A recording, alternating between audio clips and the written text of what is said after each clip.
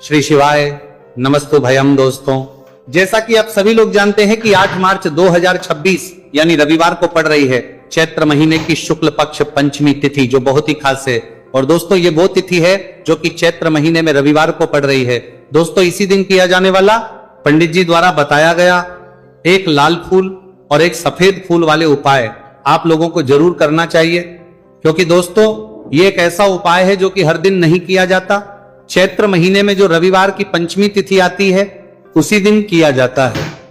अगर आप लोगों ने इस उपाय को नहीं किया है या किसी कारणवश नहीं कर पाए हो तो इस चैत्र रविवार पंचमी तिथि के दिन इस उपाय से मत चूकना। दोस्तों देखिए, ये दिन इतना खास होता है, इतना महत्वपूर्ण होता है। देखा गया है कभी कभी बड़े बड़े पूजा पाठ अनुष्ठान से जो मनोकामना पूर्ण नहीं होती है, वह चैत्र रविवार के दिन एक छोटे से करने से ही आपकी मनोकामना पूर्ण हो जाती है। और बहुत सारे लोगों ने इस उपाय को किया भी है और उनको इस उपाय को करने का फल भी जरूर मिला है। अगर आप लोग भी इस उपाय को इस रविवार के दिन करना चाहते हैं तो आप इस उपाय को पहले अच्छे से समझ लेना, सुन लेना, उसके बाद करना। आपको इस उपाय का फल जरूर मिलेगा, आपकी सभी मनोकामनाएं पूरी हो जाएंगी। दोस्तों, हम आपको यहां पर बता दें कि ये जो एक लाल फूल और एक सफेद फूल वाले उपाय है, ये उपाय पंडित जी ने अपनी अभी की सीहोर की कथा में ही बताया है। उपाय को करने से आपके घर में चाहे किसी भी प्रकार की दुहक और समस्या क्यों ना चल रही हो, आपको उसका कारण भी नहीं पता है कि भाई ये समस्या किस कारण से चल रही है, उसका कुछ भी कारण हो सकता है, जैसे पितृदोष हो सकता है, कालसर्प दोष हो सकता है, या किसी भी तरह का मंगल दोष भी हो सकता है, और भी बहुत तरह के दोष होते हैं, कुछ भी हो सकता है। पर आपको इस उपाय को करने के लिए अपने दोष को पता लगाने की भी जरूरत है। आपके घर में किस कारण से इतनी दुख और परेशानी आ रही है वो भी आपको पता लगाने की जरूरत नहीं है। बस रविवार को पंचमी तिथि के दिन इस उपाय को कर लेना है, क्योंकि इसी एकमात्र उपाय को करने से आपके पूरे घर परिवार में सुख और शांति हो जाएगी। आपके घर में अच्छे अच्छे काम होने लगेंगे, आपकी जो भी मनोकामना होगी वो भी धीरे धीरे करके पूर्ण होना शुरू हो जाएगी।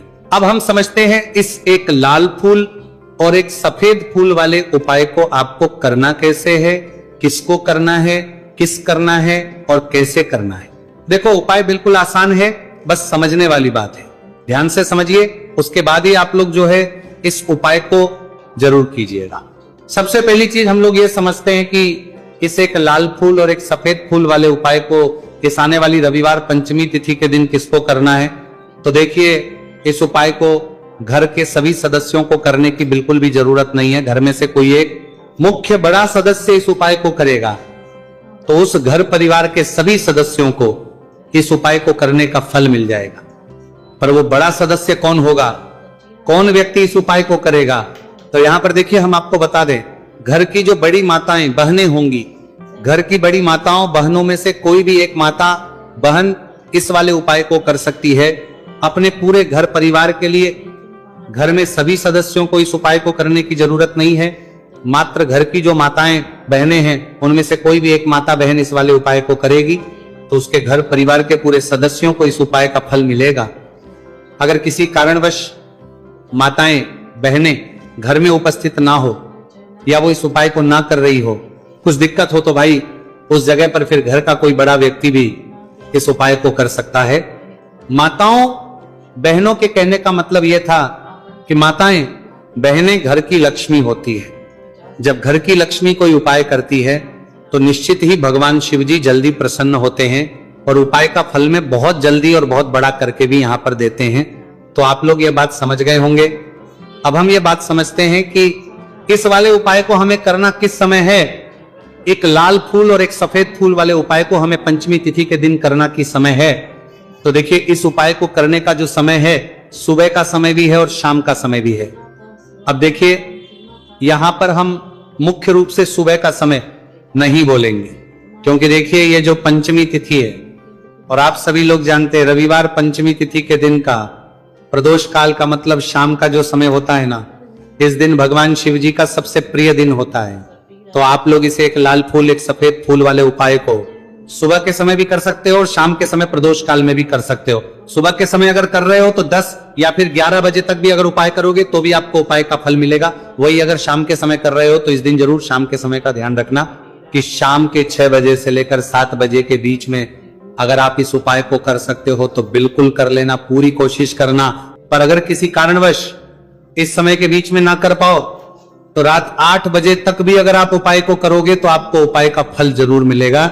ये बात आपको समझ आ गई कि आप इस उपाय को सुबह और शाम दोनों समय कर सकते हो, मतलब करना आपको एक ही समय है। घर में से किसी एक ही बड़े व्यक्ति को करना है, एक ही बार इस उपाय को करना है, दोनों समय नहीं करना है।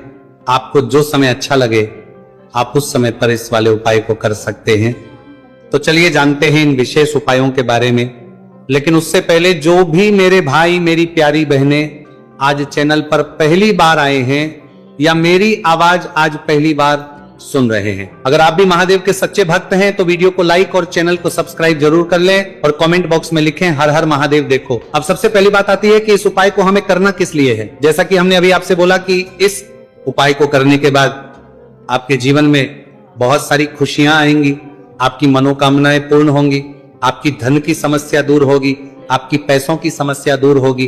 अब देखिए, अगर आप लोग सोच रहे हो कि भाई हमें अपना घर बनाना है पर घर बनाने के लिए पैसा नहीं है, हमें गाड़ी लेना है पर गाड़ी लेने के लिए पैसा नहीं है, हमें जमीन लेना है पर जमीन के लिए पैसों की कमी पड़ रही है, अगर ऐसी ही दिक्कत परेशानी या किसी भी तरह की धन से जुड़ी हुई समस्या या पैसों से जुड़ी हुई समस्या अगर आपके जीवन में चल रही है तो ये उपाय निश्चित ही आपके जीवन में बहुत सारे फल ला कर दे सकता है।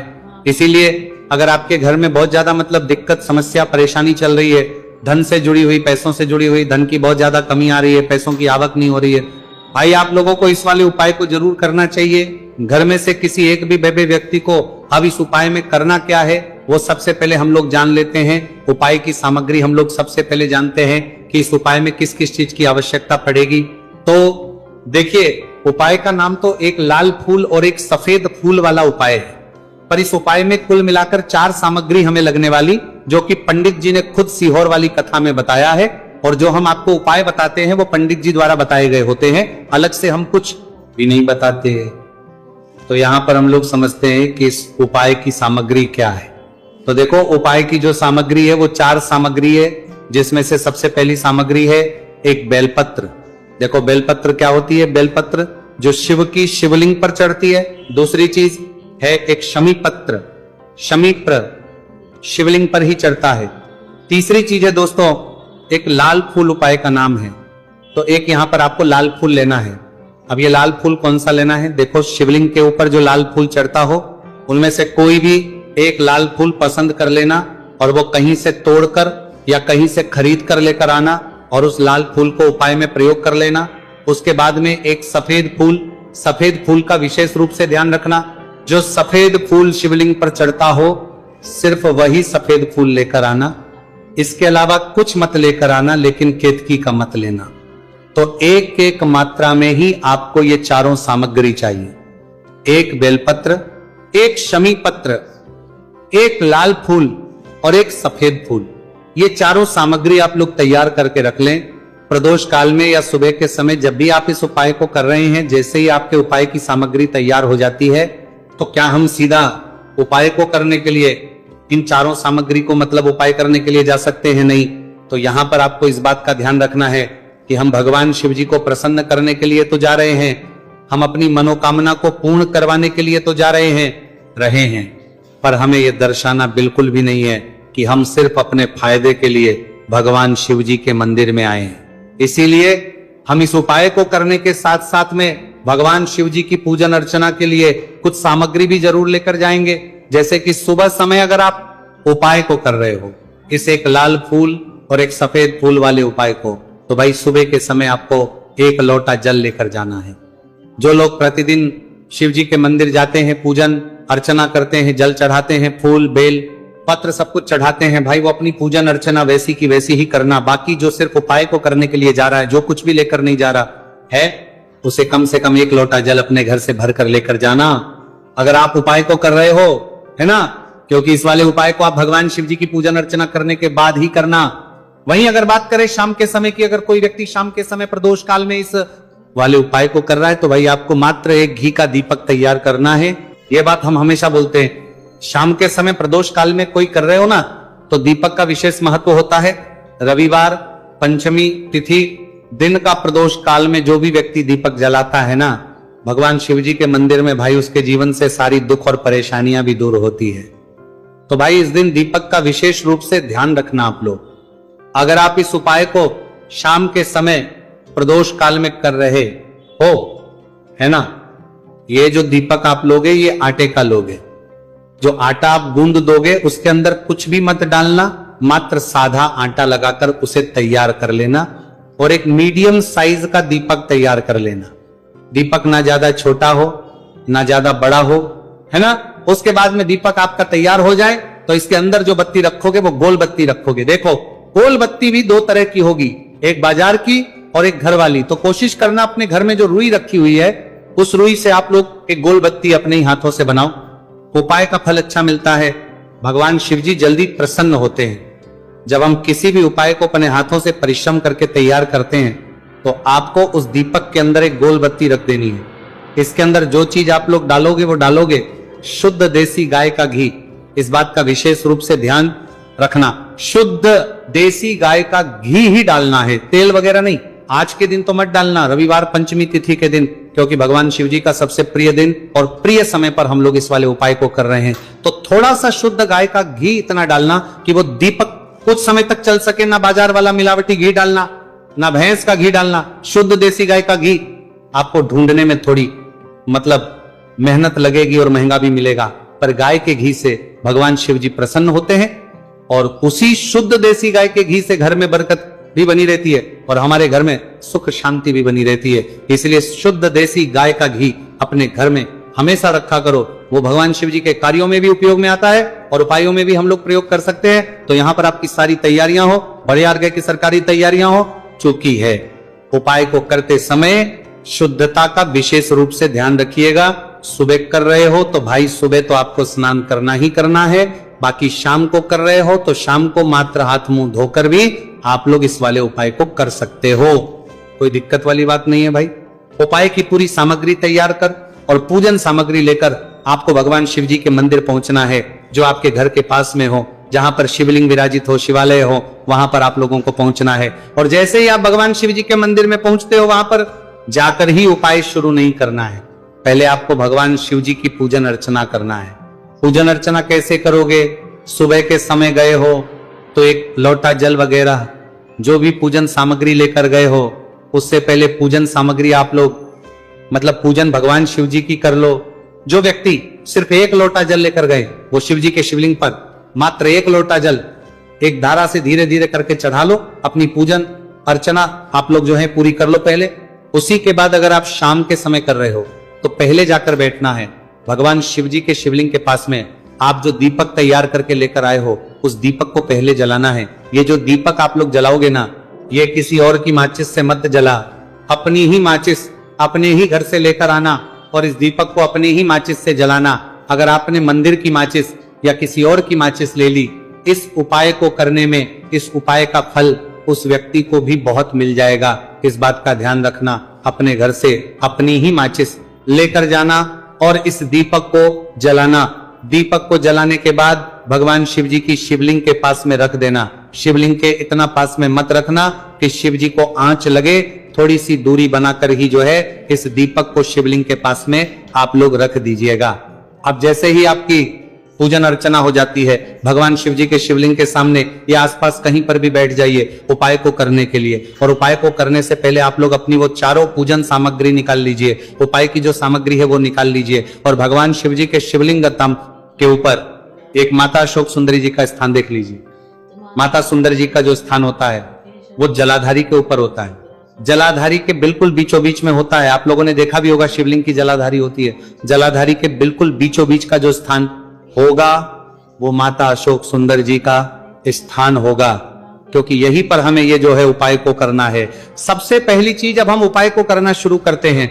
आप सबसे पहले अपनी एक बेलपत्र उठा लो। एक बेलपत्र को आपको माता अशोक सुंदरी जी वाले स्थान पर सबसे पहले समर्पित करना है। बेलपत्र की डंडी का मुख होगा जलाधारी की तरफ, जहां से जल बहता है और नीचे गिरता है, और बीच वाली बड़ी पत्ती का मुख मतलब शिवलिंग की तरफ होगा। इस तरीके से आपको इस बेलपत्र को माता अशोक सुंदरी जी वाले स्थान पर समर्पित कर देना है। उसके बाद में अपनी एक शमी पत्र उठा लो जो आप उपाय के लिए लेकर आए हुए हो। शमी पत्र को उठाकर शमी पत्र की भी जो डंडी का भाग होगा वो जल की तरफ करके, जहां से जल बहता है नीचे गिरता है उस तरफ करके, और पत्ती वाला भाग शिवलिंग की तरफ करके इस शमी पत्र को भी उस बेल पत्र के ऊपर आपको समर्पित कर देना है। समर्पित करने के बाद अब आप ले लो अपना एक लाल फूल जो आप उपाय को करने के लिए लेकर आए हुए हो। इस लाल फूल का जो खिला हुआ भाग होगा, चाहे वो गुलाब का फूल हो, चाहे कोई सा फूल जो शिवलिंग पर चढ़ता हो, भाई उस फूल का जो खिला हुआ भाग होगा वो शिवलिंग की तरफ होगा।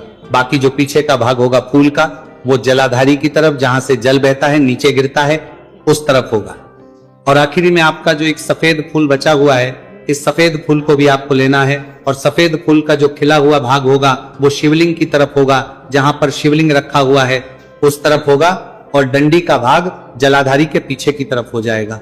मतलब जो जहां से जल बहता है और नीचे गिरता है, जब आप एक बेलपत्र, एक शमी पत्र और एक लाल फूल, एक सफेद फूल चढ़ा रहे हो, तो उस समय आप लोगों को कांता भगवान या कांता चक्र का नाम लेते हुए ही जो है इस उपाय को करना है, और भगवान शिव जी और नारायण जी का स्मरण करते हुए ही इस उपाय को आपको करना है। तो जब भी आप एक बेलपत्र, एक शमी पत्र, एक लाल फूल और एक कमी हो रही है, जो भी दुख और समस्या परेशानी चल रही हो आपको अपनी, वो दुख और जो है भगवान शिव जी से उपाय को पूरा करने के बाद वहीं पर पास में बैठकर बोल देना है, हाथ जोड़ के आंखें बंद करके अपनी परेशानी और श्री शिवाय नमस्तु भयम का जाप करना है। दोस्तों, आज हमने इस वीडियो में कुछ उपाय बताए हैं जो आपको करने हैं। अगर आपको वीडियो अच्छी लगी हो तो वीडियो को 1 लाइक और चैनल को सब्सक्राइब जरूर करें। हर हर महादेव।